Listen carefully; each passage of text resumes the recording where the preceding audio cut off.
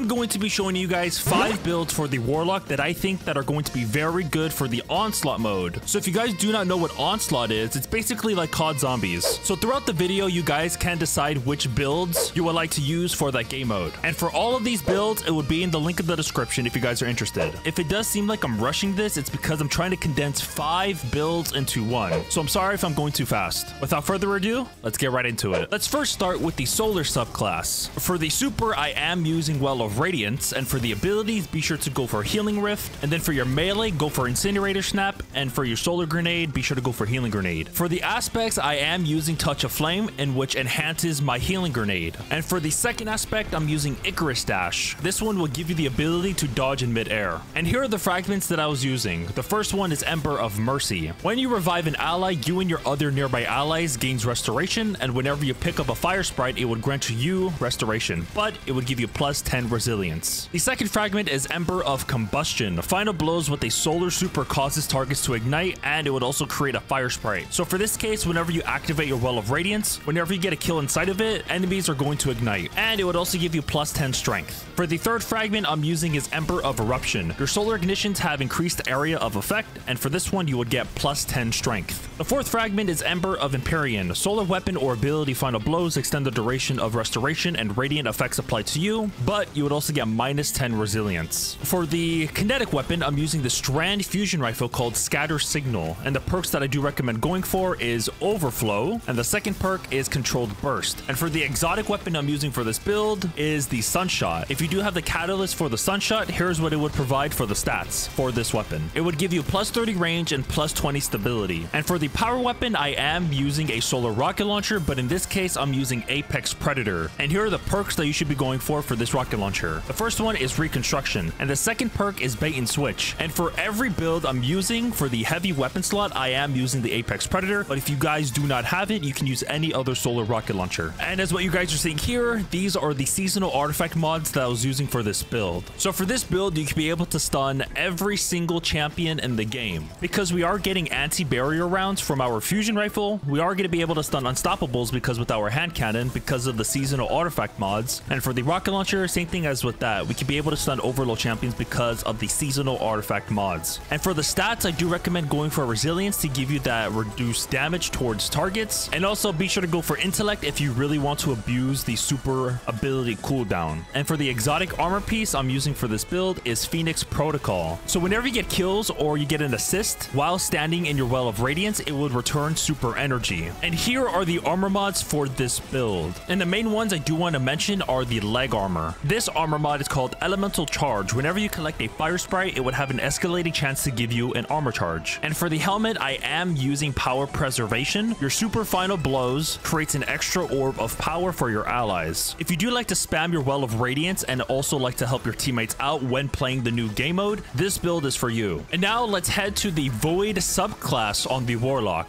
For the super, I am using Nova Bomb Vortex, but you can choose any other super you like. For the abilities, I am using Healing Rift because of the aspect we're going to be using. And for the Void grenades, I am putting Vortex Grenade because that is the best grenade for PvE. And for the aspects, I am using Feed the Void. Whenever you defeat a target with a Void ability, it would proc Devour. And also, Devour is also being enhanced even further, so you're also going to be getting additional health and also grenade energy. The next aspect is Child of the Old Gods. This was the one that I mentioned about the Healing Rift. So whenever you cast your Rift, it would create a Void Soul. When you damage a target with a weapon, your Void Soul flies to them, and it would also drain them. Doing damage also weakens them as well. So we are using Healing Rift, so here's what it does. When a target is being drained, you are granted grenade and melee energy. And if you were to also defeat a target that is being drained by the Void Soul, you would also get class ability energy. And for the fragments, I am using Echo of Instability. Defeating a target with grenades grants volatile rounds to your Void weapons, and you would also get plus 10 strength. The second fragment is Echo of Undermining. Your Void grenades weaken targets, but you would get minus 20 discipline. The third fragment is Echo of Persistence. Void buffs that are applied to you, such as Invisibility, Overshield, and Devour, have increased duration. So the only ones that we're worried about is Devour, but you would get minus 10 recovery. The final fragment is Echo of Harvest. Defeating weakened targets creates an orb of power, and you would also get a Void Breach, but you would get minus 10 discipline.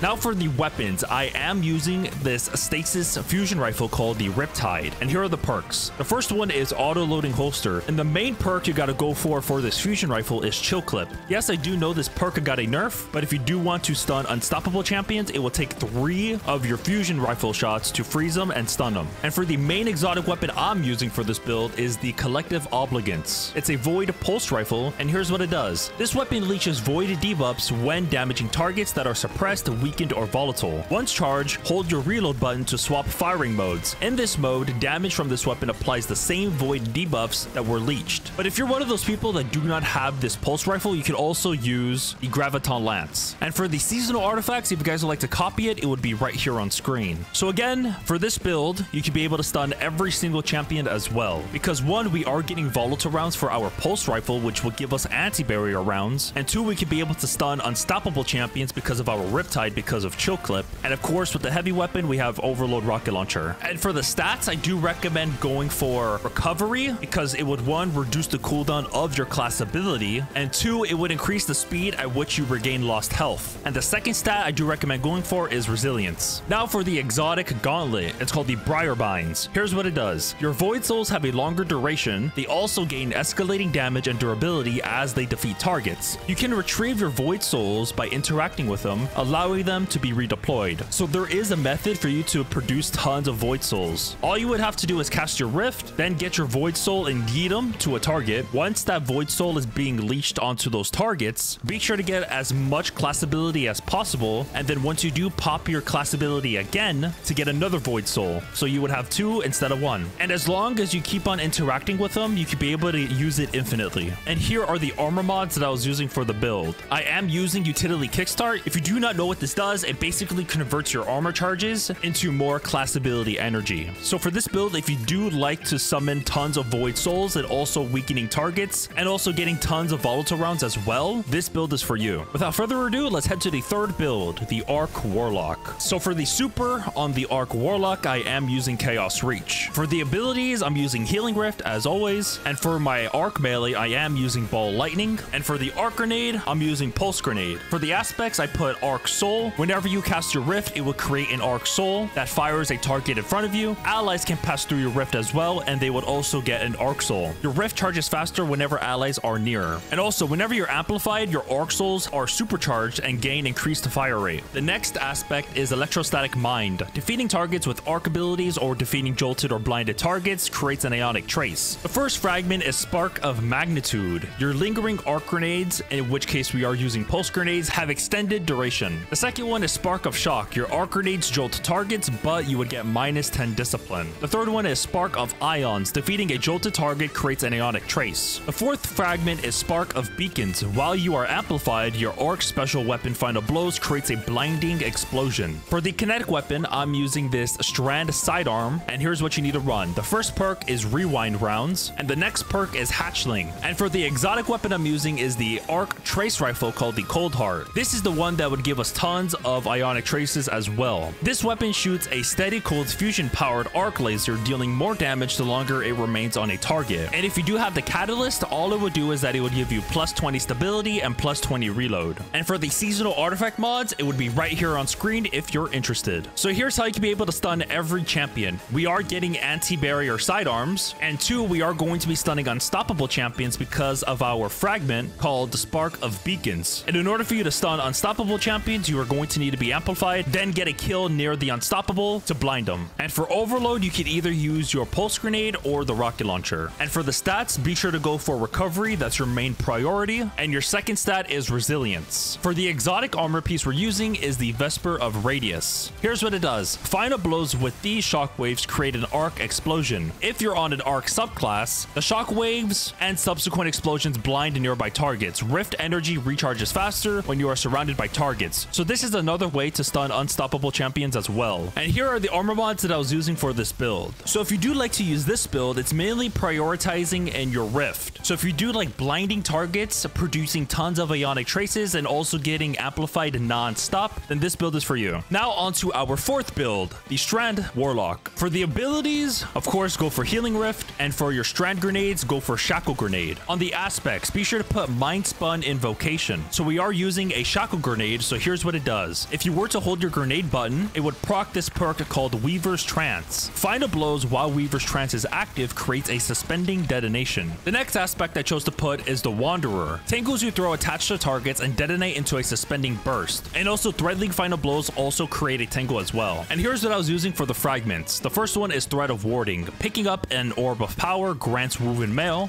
but you would get -10 resilience. The second fragment is Thread of Transmutation. While you have Woven Mail, Weapon Final Blows creates a tangle. The third one is Thread of Continuity. Suspend, Unravel, and Sever effects applied to targets have increased duration. And the last one is Thread of Generation. Dealing damage generates grenade energy, but you would get -10 discipline. Now onto the weapons. I am using this Strand bow called the Wishkeeper. This one's another way to suspend targets as well. Precision hits and final blows build up energy towards a Snare Weaver arrow that can be fired from the hip. On impact, Snare Weaver arrows creates a pattern of traps that suspend in nearby targets. So if you do want to suspend targets, be sure to either get precision hits or kills to get charges up to the max of 6. Then you can be able to suspend targets. And for the trait I'm using for this bow is Enduring Snare Rift. Snare Weaver traps last longer. And for the energy weapon, I'm using this Arc Sidearm. And for the perks on this sidearm, I do recommend going for Beacon Rounds. And the second perk I do recommend going for is Volt Shot. And here are the seasonal artifact mods that I was using for this build. And for the champions, of course, you can be able to stun every single champion for this build. Because one, we are going to suspend targets with our bow and with our Shackle Grenade and also our Tangles. And for anti-barriers, I am using this Arc Sidearm. And for overloads, of course, the Rocket. And for the stats, I do recommend going for Discipline to decrease the time of your grenades. And the next stat, be sure to go for Resilience. For the exotic helmet we are using is Verity's Brow. Weapon Final Blows with the damage type matching your subclass energy grants Death Throws, which provides a grenade damage bonus and grants you grenade energy. When you have Death Throws and throw a grenade, nearby allies gain greatly increased grenade regeneration for a short time. And for the armor mods for the build, here's what I was using. The main ones you gotta know is on the gauntlet called Grenade Kickstart. This is the same thing as Utility Kickstart, but instead of giving you class ability energy, you're getting grenade energy. And again, here are the seasonal artifact mods if you guys are interested. And on to our last build, which is Stasis. For the abilities, of course, I'm using Healing Rift, and for my Stasis Grenade, I'm putting Cold Snap Grenade. For the aspects, I am using Ice Flare Bolts. Shattering a frozen target spawns Seekers that track and freeze other nearby targets. The next aspect is Bleak Watcher. Press and hold your grenade button to convert your grenade into a stasis turret that fires slowing projectiles at nearby targets. For the fragments, I am using Whisper of Fissures. Increases the damage and size of the burst of stasis when you damage a stasis crystal or defeat a frozen target. The second fragment is Whisper of Durance. Slow that applies to targets lasts longer. For those abilities that linger, their duration will also increase, and you would also get +10 strength. The third fragment is Whisper of Shards. Shattering a stasis crystal temporarily boosts your grenade recharge rate. Shattering additional stasis crystals increases the duration for this benefit. And to make it easier destroying stasis crystals, I put this last one called Whisper of Rending. Primary weapons do increased damage to stasis crystals and frozen targets. And for the bow that I'm using is the stasis bow called the Virgilus Curve. Final blows with this weapon grants stasis arrows. Your next hipfire shot will fire all of them in a single volley. You can be able to hold ×5 arrows. If you do have the catalyst, here's what it does. Freezing or slowing a target grants this weapon faster draw speed for a short period of time. And for the energy weapon, I am using this Arc Sidearm. And again, for the seasonal artifact mods, for the last time, if you guys would like to check it out, it would be right here. So again, you can be able to stun every single champion in the game for this build. Because one, we are getting Unstoppable Bow because of the artifact mods. And two, we are using a stasis turret, which slows and freezes targets, so Overload and Unstops. And we're using Anti-Barrier Sidearm, and of course, Overload Rocket Launcher. Now for the exotic gauntlet called the Osmiomancy Gloves. Here's what it does. Your Cold Snap Grenades have an additional charge that recharges quicker on direct impact. The Seeker spawned from Cold Snap Grenades travel further. And for the stats, I do recommend going for Discipline, and your second stat, be sure to go for Resilience. And for the armor mods, is what you guys are seeing here. These are the ones that I was using for this build. So if you guys would like to see this for the Hunter and Titan, be sure to let me know in the comments. And if you guys did enjoy and found this informative, be sure to hit that like button and also subscribe. I hope you guys have a good rest of your day, evening, or afternoon. Take care and peace. If you need help in Destiny 2, follow my live streams.